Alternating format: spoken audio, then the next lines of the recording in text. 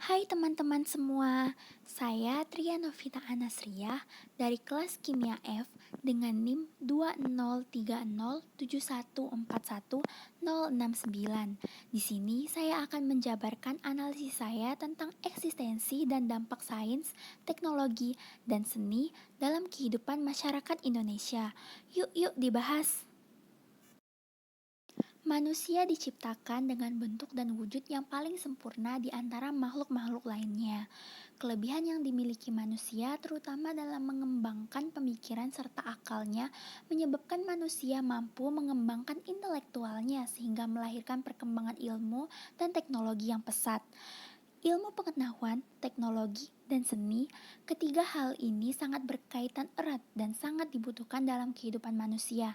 Tanpa ilmu, tidak akan lahir teknologi.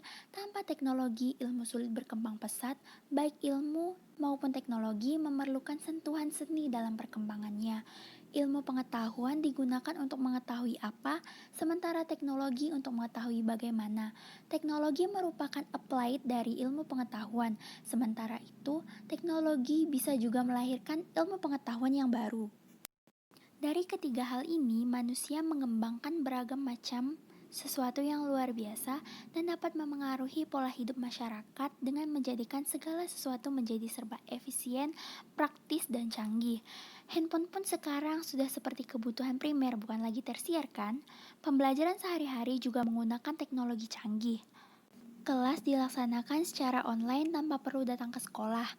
Contoh lainnya nih, dulu kita menggunakan mobil butut atau jika ingin mengojek pun memakai ojek tradisional yang biayanya tergantung si ojek itu.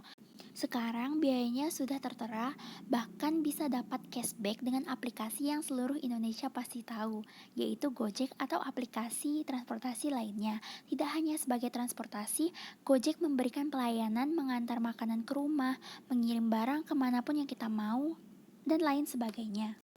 Tak hanya itu, banyak aplikasi belanja online pun memudahkan kita untuk membeli barang yang diinginkan. Tinggal klik-klik, barang pun akan sampai rumah dengan cepat.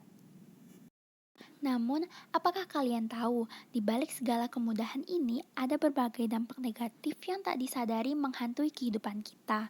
Dengan pembelajaran secara online dapat mengganggu kesehatan mata, pusing, bahkan mental loh. Banyak siswa yang stres dengan materi dan tugas yang menumpuk serta waktu deadline yang sebentar. Penurunan moral dan karakter juga dirasakan pada anak generasi milenial ini.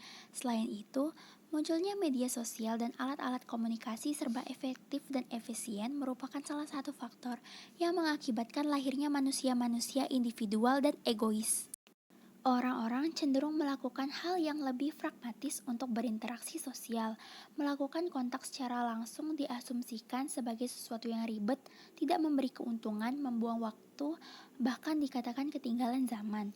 Dengan perubahan pola hidup yang signifikan, hal ini dapat menjadikan kita ketagihan dan hanya bermalas-malasan di rumah.